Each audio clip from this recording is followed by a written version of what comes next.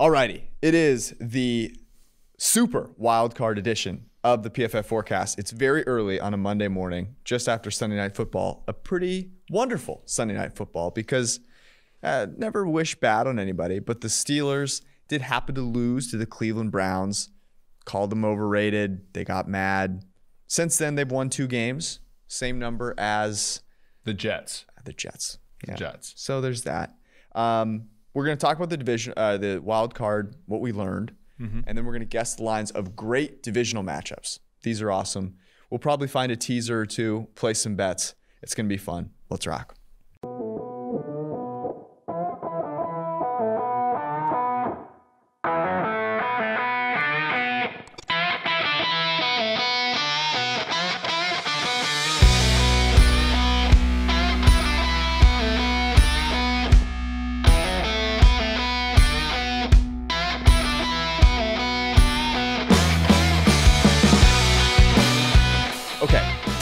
Gonna read some quote tweets, but you know what? Yeah, the bigger man prevails.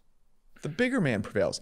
Also, I should say, full disclosure, can't find the quote tweets because there have been so many quote tweets that when I scroll all the way to the bottom, I only get to 3 hours ago, which is just people body bagging the Steelers. Yeah. There's also a lot of just deleted tweets that appear on there. A good number. There were some that sort of questioned our ability to do physical things. Somebody said, could we, put our hands around, could we actually fit our hands around a football, which is interesting given the Steelers' propensity to drop passes. I don't have a proof. I haven't seen you hold a football. Yeah, I mean, you haven't seen me hold one. Look, so Bud, we don't know. Bud was the one that called you was it Eric Ebron or Bud Dupree that called you a computer? I think it was Bud Dupree called me a computer geek. Yeah.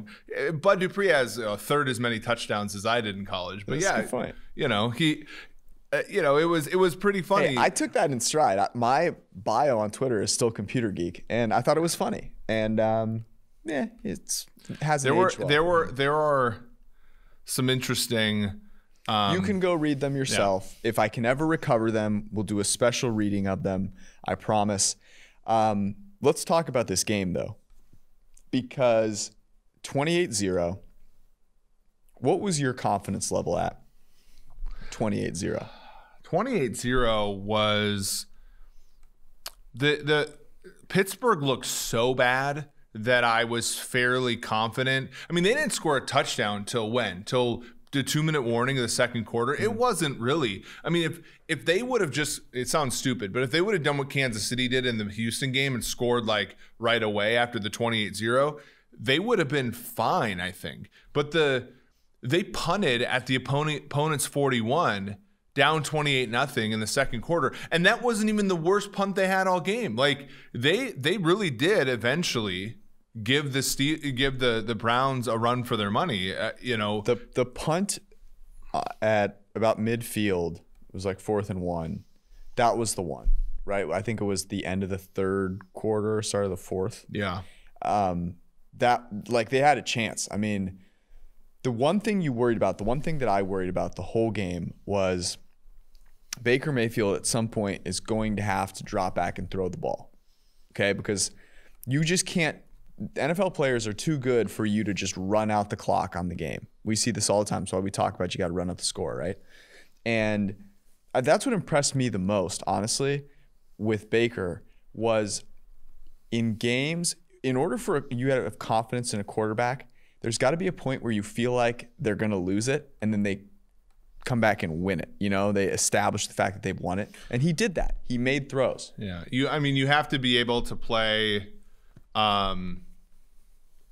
You have to be able to play like in all sort of circumstances, right? And that was something we talked about like today with Lamar Jackson. He was able to come from behind for the first time in his career, I think, after trailing by 10 or more. Baker has done a good job of coming from behind. He did it over in Cincinnati this year. But in this one, they stalled on off. I mean, they played 4 corners from like 15 minutes left in the second quarter to basically, 3 or 4 minutes left in the first half. They did drive down and score the touchdown near the end. And then they played 4 corners again for like about half of the third quarter, maybe more. And then they had the long Nick Chubb touchdown. So I agree. This really helped. I think the Baker Mayfield stock grow a little bit. We were worried about him a little bit, although our models liked Cleveland. I was absolutely terrified. This was a huge game for him because I don't think there were many people that really believed in him that he could do this in a moment like this on the road against a team like the Steelers, who he had played so poorly against earlier in the season, and he absolutely did. So now he's got a chance to actually beat a very good team that's not going to come out and throw you the ball. It's not going to. If they spot you, if the Chiefs spot you 14 points, you're not winning the game. It's like you're not ahead. You are still tied with the Chiefs until the game is over and you've actually won the game. That's how good they are. Very different from the Steelers. So that will be interesting. The impressive thing, I thought, second most impressive thing about what the Browns did was, and I think this is a testament to what they're building organizationally, is their coaching. Like, they didn't appear frazzled as a team organizationally, right? Their play calls were sound. They didn't have a bunch of penalties. They didn't have personnel issues. Like, without a coaching staff and without so many players, I thought that was impressive as well. Yeah. They're a team, they had a lot of defensive backs out. This is the thing. I mean, the question becomes, how are they going to be able to hold up against Kansas City next week? Hopefully they'll get to practice this week. Hopefully they'll get their coaches back. But like, without any defensive backs, I mean, they're basically just bleeding, right? And they're waiting for the other team to make a mistake. If they don't get defensive backs back on the field, it'll be trouble. How many times this week are we going to have to hear about the Oklahoma-Texas Tech game? It was like 66-59. Yeah. We're going to hear about that. Baker and Mahomes played each other in college. We're going to hear about that 100 million times. So we won't talk about it here. Let's go to the Steelers real quick. So they have a bunch of free agents. Juju is a free agent. I have the list here. Juju is a free agent. Mike Hilton is a free agent. Alejandro Villanueva, the left tackle, is a free agent. The formerly noted Bud Dupree is a free agent. James Conner. By the way, people are on Twitter defending Ben now. Of course. Look, valiant effort at the end. He really gave it his all. Cameron Sutton, free agent. Matt Filer, also free agent. So a bunch of free agents. Big Ben has a $41 million cap hit. What's your move if you're the Steelers? I don't know, man. I mean, because they do have some talent. Yeah. The problem is, and I talk a decent amount about this with other teams too. Like, you have a great defense, but you can't hold that fixed, right? Like, the worst thing the teams can do right now is to say, we're good at X, Do Y. they have that great of a defense? Nick Chubb just ran straight through them. Well, that's the point. Yeah. But look, if you're a Steelers fan and you're being optimistic, you say, we have a really good defensive front. You had three players, with over 60 pressures. Dupree would have had over 60 had he been healthy the whole year. Mm-hmm. You have Devin Bush coming back from injury. You have a secondary with Hayden, Nelson, Hilton, Minkah Fitzpatrick, and Edmonds. Edmonds, I believe, is a free agent. But you know what I'm saying? Like, there's a ton there. Mm-hmm. But when you go and do these things, you can't say, I'm going to hold this fixed, right? Because things regress, especially the weak link systems. Defense for the Steelers regressed mid-game today, right? Tomlin's excuse for that punt in the fourth quarter was, my defense was playing really well. Like, they're literally instability of defense from quarter to quarter in this game. And so my issue is that's a horrible excuse. So when you say something like, they have good pieces, I'm a little bit more likely to buy into them when they're wide receivers, Deontay Johnson, Washington, Smith-Schuster, and so forth. But it's flimsy, right? Like, if they try to run it back, like, this could be a situation akin to like Brett Favre, where he comes back and he's just old and he can't play and it goes south really quickly. And if you're Mike Tomlin, do you really want to come back? If you're Tomlin and Big Ben, do you really want to come back for a situation where you're in an AFC North now, where you might have the fourth best quarterback, and it might go south for you quickly, and these are not young people.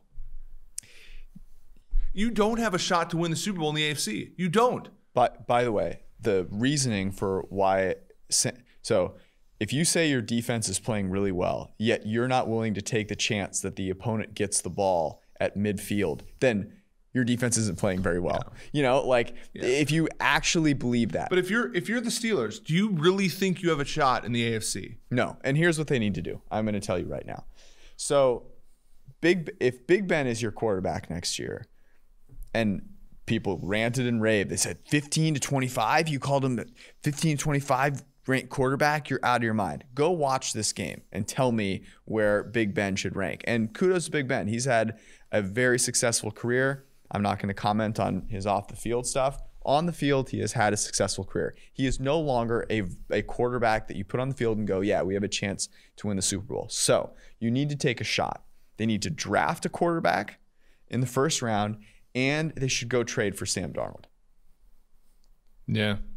Because they have receivers that can get open and that can go down the football field. And there's probably no shot that they're going to get anyone as talented as Sam Darnold on their team in any other way than taking a shot on him when he's kind of washed This up. sounds kind of stupid because he's a young quarterback still on his rookie deal, but I think Darnold's even too expensive.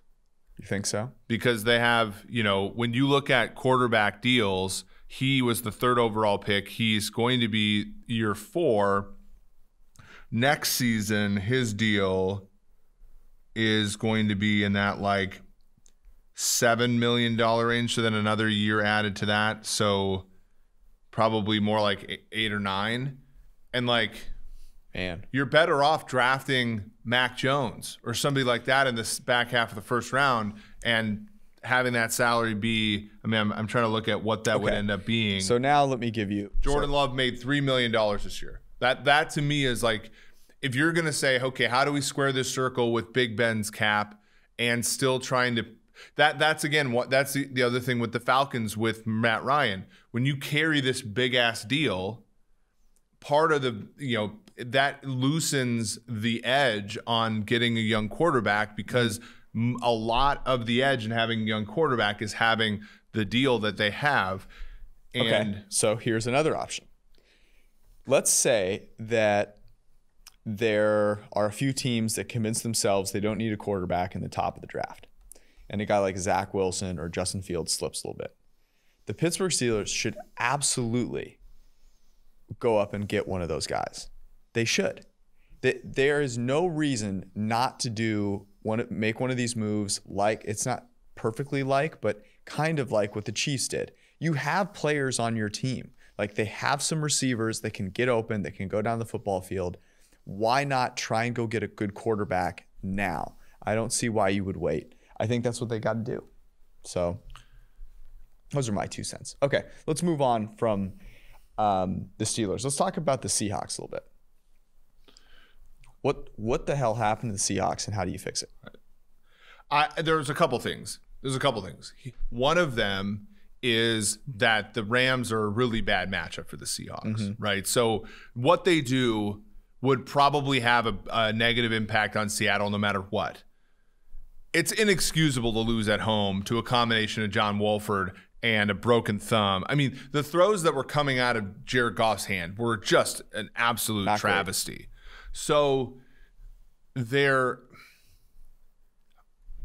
but they, over the past 7 games before the playoffs, were building up to something that was not good. They were not throwing on early downs. They were, being content being a running football team. And, I hate to say this because tonight it looks like practice didn't matter for the Browns. But, like, if you don't practice like a pass-first football team, you're not, like, when you need to be, right? Like, was there ever a time in that game when you were – I think I bet Seattle when it was, like, tied. But when they got behind, I was kind of like, this is do you see them, like, having even the aggressiveness? No. Russell Wilson, since week 10 – was the 14th highest graded passer, 75.2 in PFF grade. So that is one thing. He did not play as well. but also they didn't give him the opportunities to play as well as he was on early downs, which you spoke about. Their pass rate on first and second down dropped by nearly 10% after, I think, week 6. And if you look at that game against the Rams in the first half, their pass rate on early downs was below 60%. They were near 70% at the beginning of the year. So here's what I think the Seahawks need to do. I think it's time to abandon some part of your coaching staff. Now, is that Pete Carroll? It has to be. I think it either has to be Pete Carroll, or you need Pete Carroll to make the realization that Brian Schottenheimer is just not. That's not the guy, and you need to go find someone.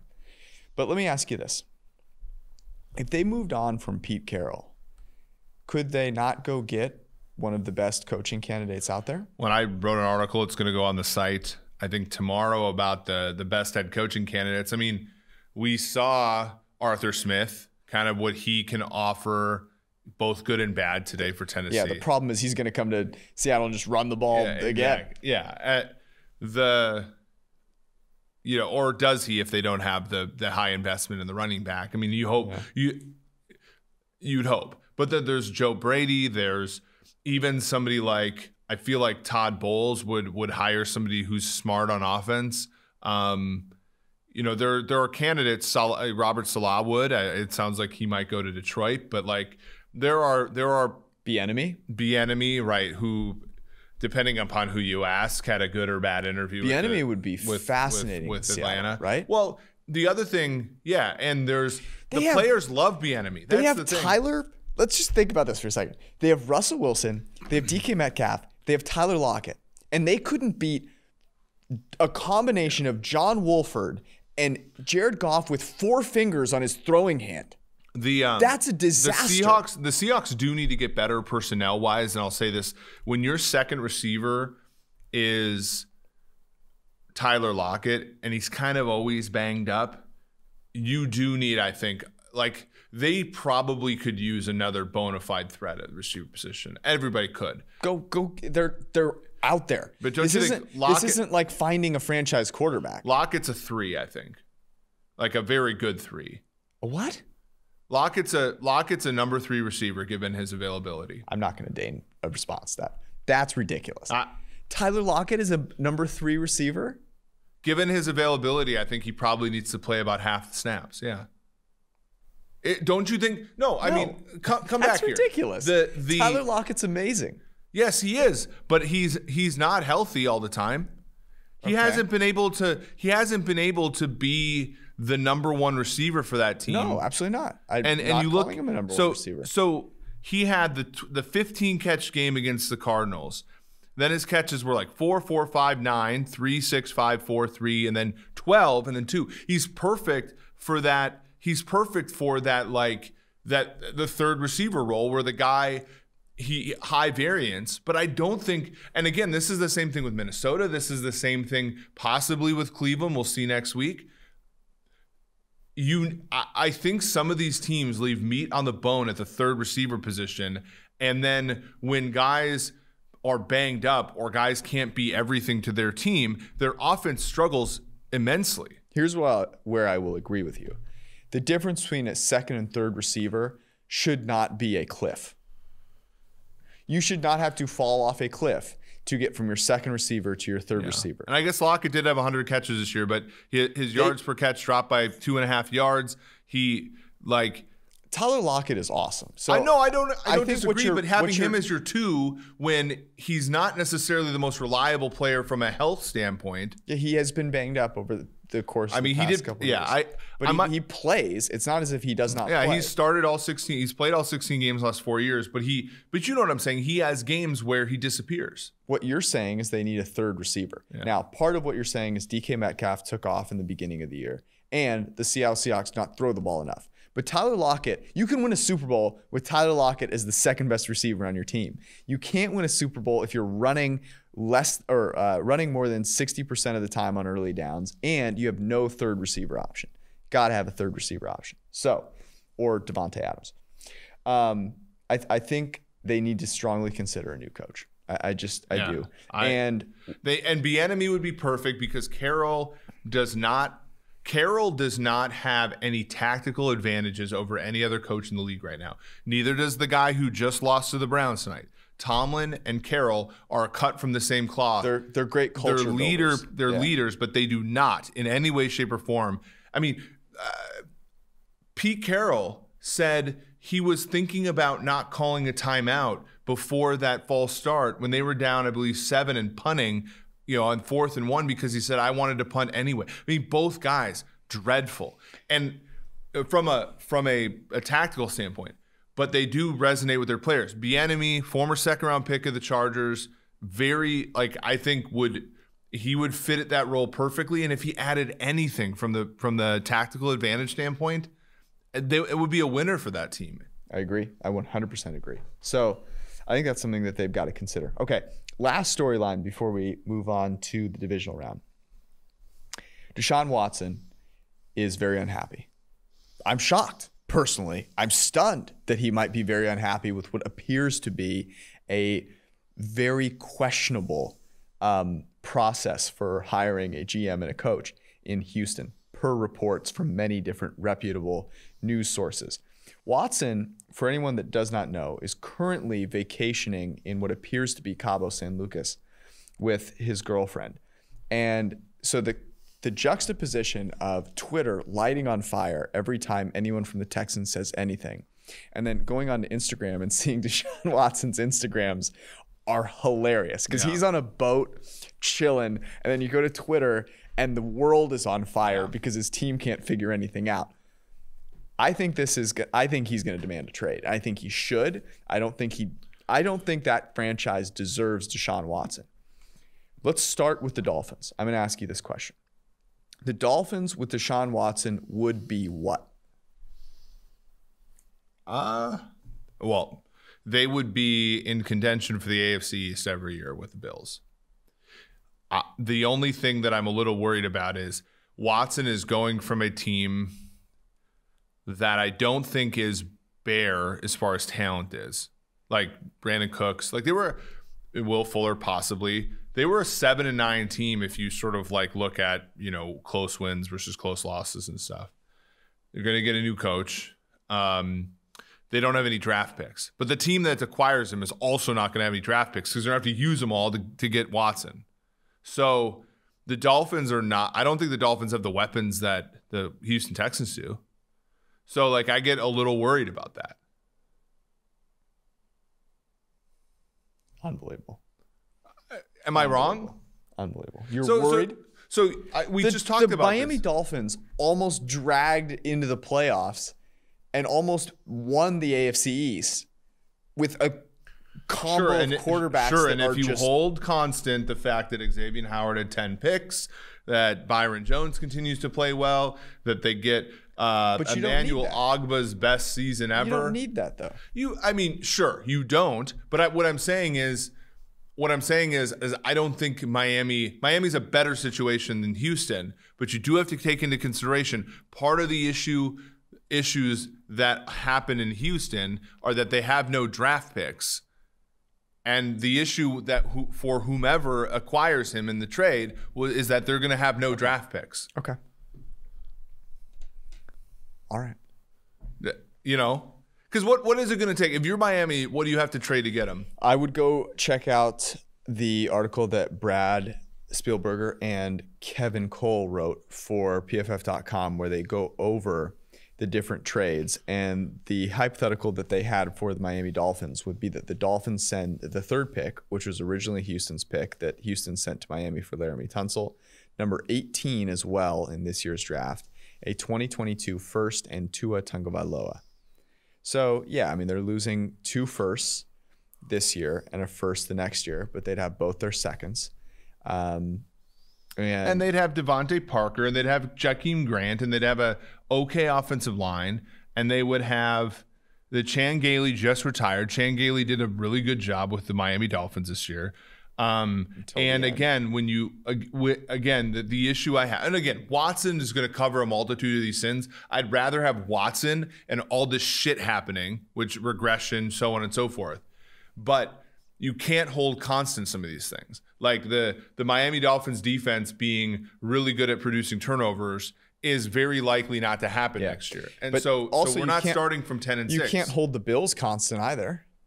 But the Bills are better at the things that are more stable. They're better at the strong link systems. Like Stephon Diggs isn't going to turn into. Yeah, you're being a hater, I think. I'm not being a hater. I'm saying I'm trying to be a proper expectations analyst again. Oh, God, help us all. Okay, so here's what the Dolphins do. They trade for Deshaun Watson. They sign Will Fuller. They use a second-round pick on a receiver.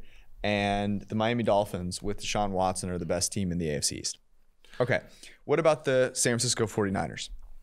Miami Dolphins, how much cap space do they have? They have $32 million in cap. So Miami would have to maneuver a little bit to get Watson. Why does everyone, when you bring up signing someone, go, oh, well, look at their cap? And then you go look at the New Orleans Saints. The New Orleans Saints literally sign anyone they want to.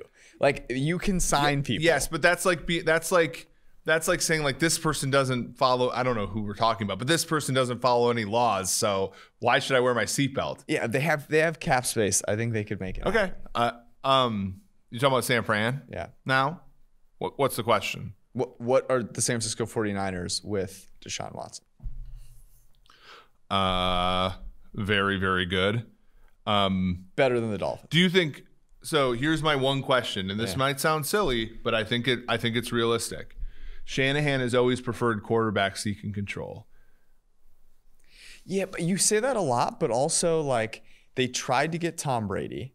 They couldn't, so they got Jimmy G. Did they try that hard? Ask John Lynch. I don't know. He called up Bill Belichick and said, hey, I want Tom Brady. Yeah.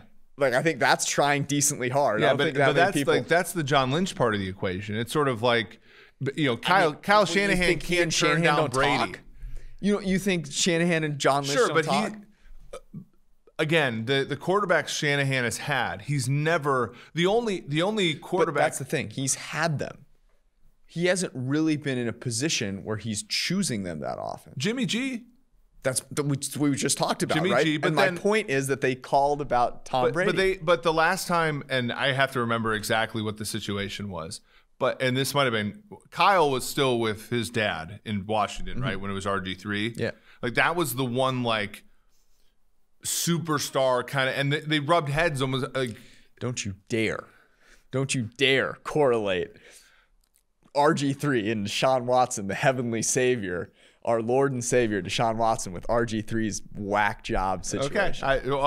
I'm not disputing the fact he's a whack job, but I think if they had him, they would be amazing. There would be a little bit of Shanahan that would actually have to open the offense up a little bit. They'd have to go ADOT more than like negative 0.4 yards, which would be something. My biggest thing is I don't think they'll do it. Yeah, I'm nervous about it too. Who do you think? So, what do you think happens? I think Houston hangs on to him. Ugh. But here's the thing that I think ends up being the result, which is kind of cheeks. Houston is going to hang on to him. They might even sign a head coach that he wants, like a la Kevin Garnett in Minnesota, like where they just do, they placate him in like negative EV ways. And I don't know if they even have the ability to do this, but I think they're going to make some acquisitions that they think make him happy that are going to be negative EV. Yeah, it's because Watson's great, but the chances that he actually is talent evaluating wide receivers, that's somebody else's job. Right. He should not be the person that's sitting there making all the calls. But I do think that there's going to be the pull for them to like try to please him, which is not the way to please a brilliant quarterback like that is to not have a shit not have a shitty organization. To be a confident team. Yeah. That's the thing. Because he wasn't even upset last year when they traded Hopkins. Like he was moderately irritated. Now he's like, the reports are he's not happy at all. Extremely unhappy. Yeah. I think the team that would be the best with him are the Niners. I think the Dolphins would probably be second there. All those teams are great. And all those teams, again, I think the issue is, I think with the Dolphins, you have to treat them as if they're like an 8-8 team. If you do that, I think expectations, if they brought in Watson, perfectly sensible, right? They're not a 12-4 team. They're probably if they get Deshaun Watson, what's their season win total next year? Depends who else they sign. Let's just say Watson and basically the exact same roster from last year. 9.5. Yeah, that's what I'm saying. Like, so, but wasn't that the Packers win total this year? That's yeah. But most teams are. I mean, the Niners this year were 10.5. Right. What do you think? Well, I bought the under. Yeah. Everything I had. Yeah. Okay, let's get to divisional weekend. Okay, did you guess the lines? We didn't know what the games were. Yeah, well, until they were announced, and then you guess them. Okay. So once again, I'm playing by the rules. Let the record show. Let it be known. Let it be written. Rams. Did your two teams advanced, Buffalo and Tampa. Yes. And my two teams, New Orleans and by the hair of their chinny chin, the Baltimore Ravens. Yep. We're on to the divisional, and these teams are playing. So it's basically a steak dinner on the line with Ravens Bills between us and Tampa New Orleans. So this is going to be great. I'm very excited. First game on Saturday. I am the favorite in one and the dog in the other. Is Rams Packers in Green Bay. Looks like Aaron Donald is going to play. Who the quarterback is, it's going to be Jared Goff, but like it does show like a remarkable, like I said the other day, the Seahawks should feel insulted they were only 3-point favorites on the close, and the Rams quarterback should feel insulted that they don't even know who's starting and they still can hang a line out there. Yeah. And we talked about Metcalf, Ramsey. This is even better. Ramsey and Adams is the best cornerback and, well, one of the two best because Jair Alexander is also in this game, and the best wide receiver in the NFL going up against one another. So that'll be great. I guess that I think it should be Green Bay -7. You're right. There you go. I thought it could be 6.5. I was close to saying 6.5, and then I realized I would bet Green Bay at 6.5. I'll bet Green Bay at 7. I honestly like. That's what I've kind of come around to. My only issue here is how good the Rams defense is. But I think we're gravitating towards my take, which is almost always defense is overvalued on the betting market. And matchups are under, like the matchup between them and Seattle is such a bad one. Whereas I think Green Bay with a week off at home, team from LA going to play Green Bay. This is what won me over, was listening to Devontae Adams talk on Chris's podcast with Richard Sherman, which was last week, and it kind of got caught up in all the other shit happening, but is a good listen, by the way. And he talked about the way that they prepare to play on Lambeau Field. That, to me, is a real advantage, especially in the freezing cold. That's why in the matchup between Ramsey and Adams, I will take Devontae Adams in this matchup. As much as I love Jalen Ramsey, I think Devontae Adams wins this matchup. And Aaron Rodgers is just playing too well. Like, he just is playing so well that I think he will get rid of the ball quickly. He'll find his receivers. He'll be very prepared for this game. So that's why I would lean Packers -7 if I had to. I do like, Packers in a teaser. Yeah, I mean, especially now that you have the full 7, you can tease them down. And if you like our Ravens on that night, okay, well, let's get there in a second. Up to 8.5. Oh, it is 2.5. Damn it! Sorry, what'd you? I said 3. Well, it is basically a 3, if your book isn't offering a 3, so right now Buffalo's -2.5, -121. So you're not wrong. Baltimore is +2.5, +102. Total on this game 50. By the way, total on the previous game 46, which I kind of think is pretty spot on. Yeah, 50 in this game. So can I tell you how I came to 3? I started at 4.5. I started at 4.5. And I worked my way back to 3. You thought that, okay. I like your process. So let me tell you why. So I watched Baltimore play the Titans, and I realized something. The Tennessee Titans lost that game, okay? And respect to the Ravens. I was rooting for the Ravens. I wanted to see Lamar win that game. Yeah. Like, it's better for football. I like their organization so much more. I love Lamar, all that stuff. But the Tennessee Titans, literally, you could watch the game dripping down Mike Vrabel's leg throughout the game. And that's what it was. It was awful. The punting, the running of Derrick Henry straight into the line every fucking play was a disaster. Baltimore did a great job of not falling apart and then, chipping away. Yeah. But Buffalo is the type of team where if they score 10 points early, they're going to score 14 points in the next quarter. Right. Yeah, you're right. But then I worked my way back by saying the Ravens' rushing attack with Lamar is so dynamic. And the Bills are not a good run defense. They're not. And they don't try. But in this game, so they did to Indianapolis what we thought they would do, which is entice them into running the football. And Rivers completed passes on late downs. Is Lamar going to be able to do that? I don't think so. Like, you put Tre'Davious White on Marquise Brown, who played really well today at over 100 yards. Also made some plays. He almost like gave up like a safety on like a couple of those with the backward pass. So, I like Buffalo in this spot. I don't know. The minus 121 is kind of a little rich. But I think they match up really well here. I'd be on board laying the 2.5 with Buffalo here. Yes. No buy by the way anymore. But also let me talk for a second here.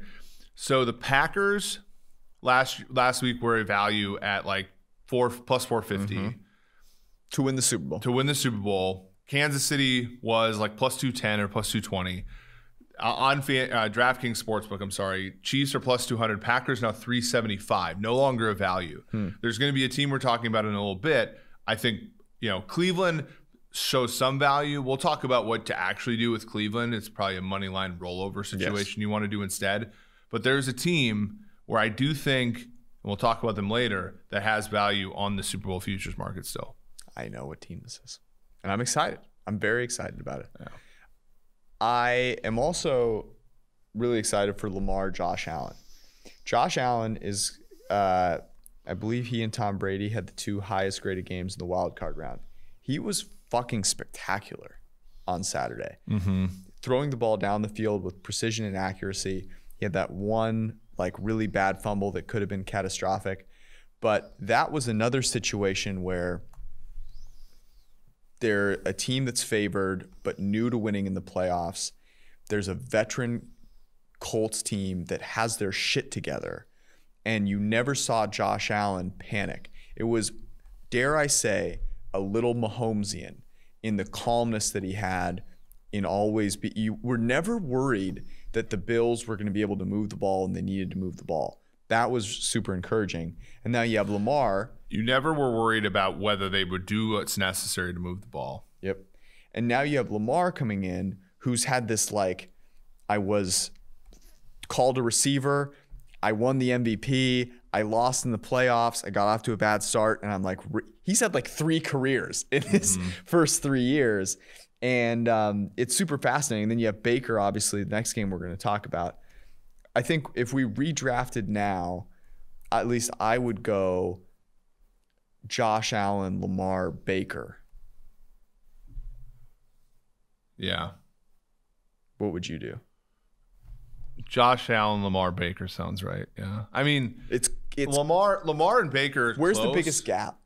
The biggest gap is between Josh Allen and everybody else. I agree. Unfortunately. I mean, like, well. What do you mean, unfortunately? I love Josh Allen. Yeah.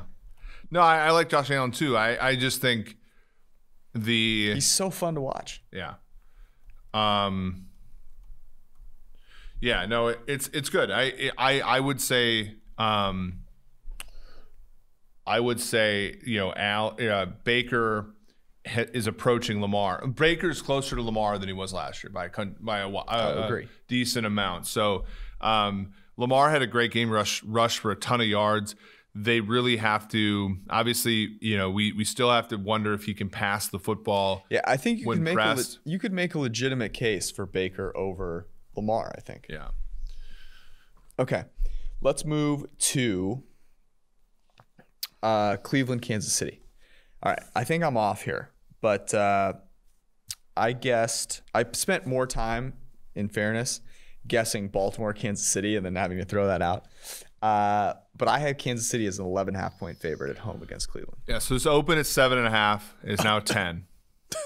Fuck. I still like the Chiefs minus 10. The Chiefs God. are 0-7-1 against the number. This at 7.5. What were they smoking when they put up 7.5? I mean, this thing, I don't know. Do we see this? And now it's Chiefs. It's Chiefs minus 10, minus 112. I feel like if you want to keep going, it's probably a good thing. The total is 56. I actually bought a little bit of under. 56 is a haul. It is a lot. I don't know though. Stefanski back. I do have faith in the Cleveland offense to a certain degree. Yeah, I think they just won the Super Bowl. Yeah, that's what I'm saying. Like, I think this is kind of a laugher, actually. I hope I'm right, because I don't want to look, this set up really perfectly for Kansas City, right? Because no shit. They went from facing Baltimore in a super revenge spot to facing a letdown Cleveland, right? Like, this is a letdown spot. It could be, though. Cleveland was a correct fourth down decision or two away from losing that game. Yeah, exactly. And their defense is absolutely. It's like that guy. They're missing a ton of players. It's like that meme guy that's like the guy at the security guard. Yeah, that's you're how getting better with the memes. Yeah, I've noticed the GIFs and you're catching on there. No. I'm trusting the process. Also, you're rocking the long sleeve shirt, short sleeve shirt over the top of it. And it reminds me of something funny. So when I was younger, I was into ice hockey a little bit. San Jose Sharks fan. And I was homeschooled, which probably tells people a lot until high school. So we would go to the ice skating rink a bunch. And I kind of caught on to ice hockey fashion, I guess you could say. Sure. So you had the hair? No. It was the shorts over the pants. It was not a great look. It was really not a good. It's not my proudest moment. I'll see if I can find a picture for you. Man, I'll try and find a picture. It was a fucking disaster. Okay. Anything else on this game? No. I'll be interested to see where the props come out. Obviously, Buffalo was 8-0 against the spread. Last 8 games, they don't cover against Indy. Indy a very inspired effort. By the way, can we talk for a second? Do you think Frank Reich's decision to go for it on fourth down at the end of the first half and miss it on a really good throw by Rivers that was really just outstretched arms of Michael Pittman, did that cause what was an absolute travesty after travesty after travesty of fourth down decisions the rest of the week? Wow. Do you wonder if that had any? I don't, because he got filleted for that by the cognitia of silliness on just every Bill Cowher having a seizure because the Colts are not down 14-13 at the half. Instead, they're down 14-10. It's like, I don't know what you want, man. And being the old, I am writing myself. I might get this tattooed on my forearm actually. Just don't be the old man yelling at the fucking tree. Just don't be that guy. Yeah. Do not. That's my dad goal. I have a few dad goals. Can we talk about how funny those commercials are? Yeah. The people that buy progressive insurance and then turn in their parents. But incredible. My biggest goal is my biggest goal as a parent. Did you print out directions to get here? No. If so, you're in the right spot. My biggest goal as a parent is for my kids to legit ask me what I think about things, as opposed to being I already know, being able as opposed to praying that you don't tell them what you think about things. Instead of being predictable where they already know where I stand on literally every single issue, I want them to legit ask what I think about something, so that, with a genuine because not that many people have that, right? And it's Sure. to have something of an open mind in that way. But it's akin to what you're saying. Don't be the old man yelling the same shit for 10 years into a crowd. So last 2 nights ago, now I guess, Chris asked, he was Reich was right to do that, right? Because he was getting a lot of questions from people about it. Yeah. And I was like, I asked you what the numbers were, and it was, as we suspected, a very smart decision. And he was like, man, he's getting killed. I might, try and say a couple things like about him in the game, because like this is not, it's not right the way that people have no information. This is what pisses me off. People go on and criticize him without any evidence. Yeah. It's your own fucking feeling. Like how much do you think you actually know what's going on? But that's exactly the whole thing with the Bud Dupree and the everything. Like people are like, so there was one of these, these quote tweets. It's like, are you hiring trolls because I want a job? And it's like, we're not trolling. Like one of the things, cited data. Well, not only that, but it's like one of the things about Big Ben. Like people wonder if we're confident.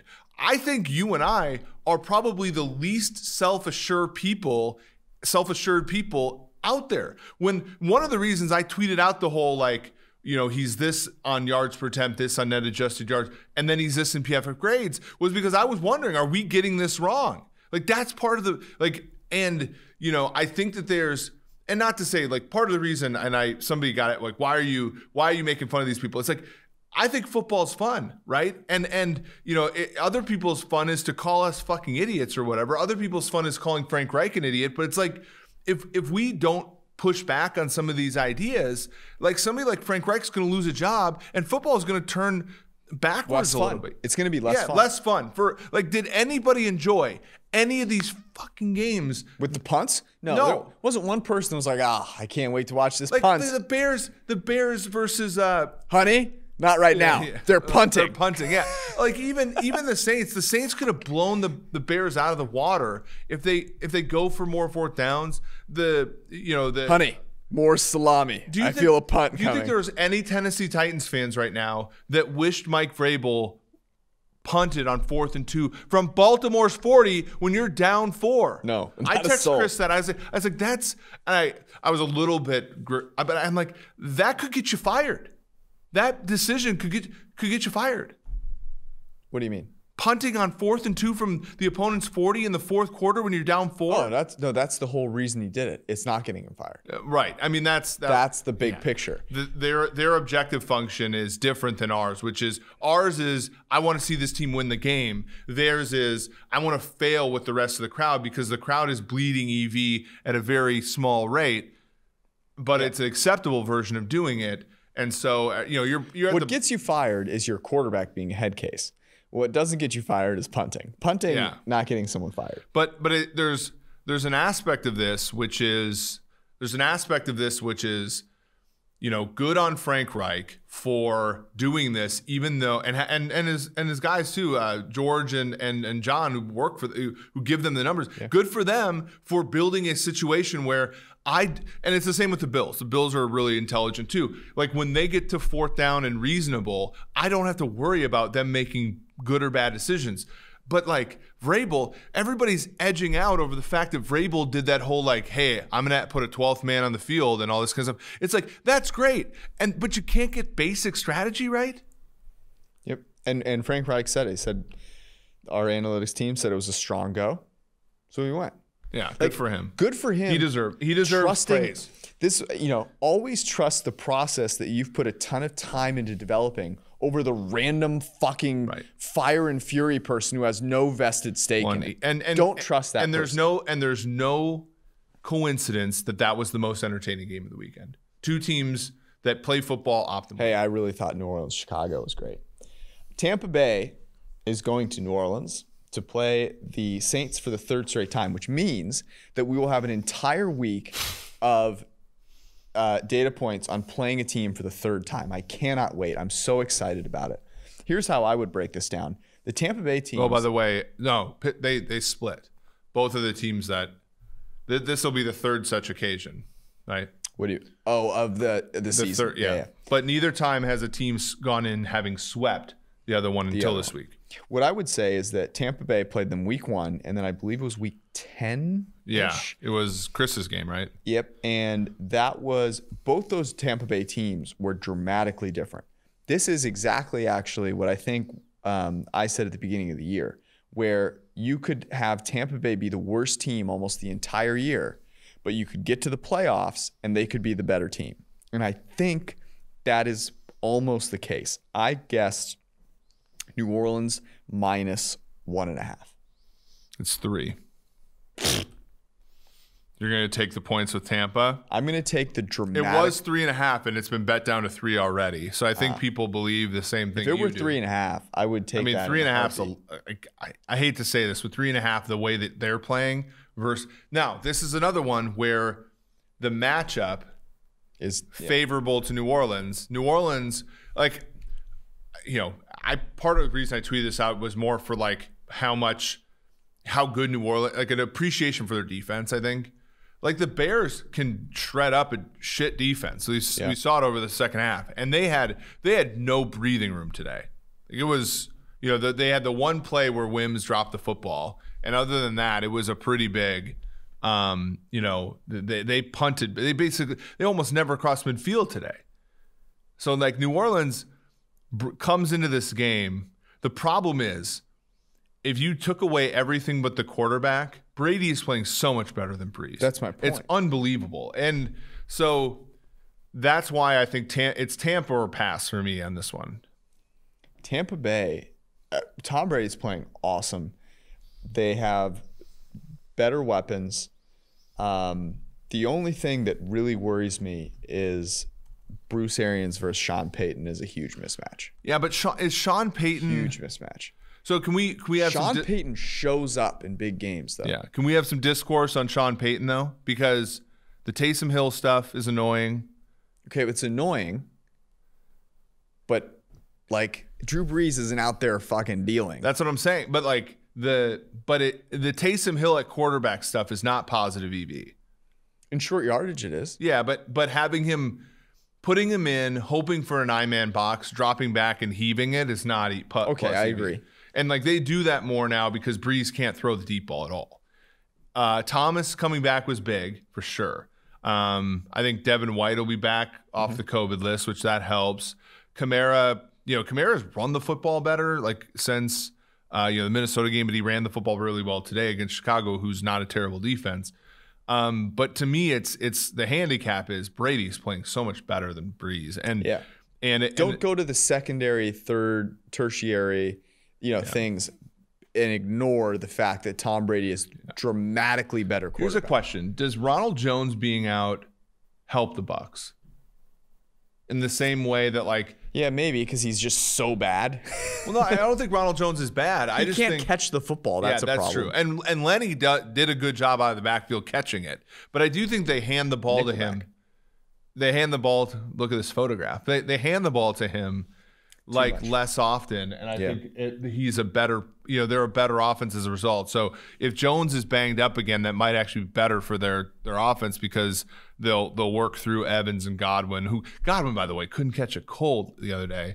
Godwin's Evan Brown and Gronk and Cameron Brate dare to be Brate. Since the Tampa Bay Buccaneers bye week, which was in week 13, the highest graded quarterback in the NFL in PFF passing grade is Thomas Edward Brady. By the way, I think that's his middle name. By the way, when his efficiency numbers are down but his PFF grade was high, that was one thing Steelers fans looked at and said, you guys are full of shit. Well, it looks like those things tend to converge over time. Yeah.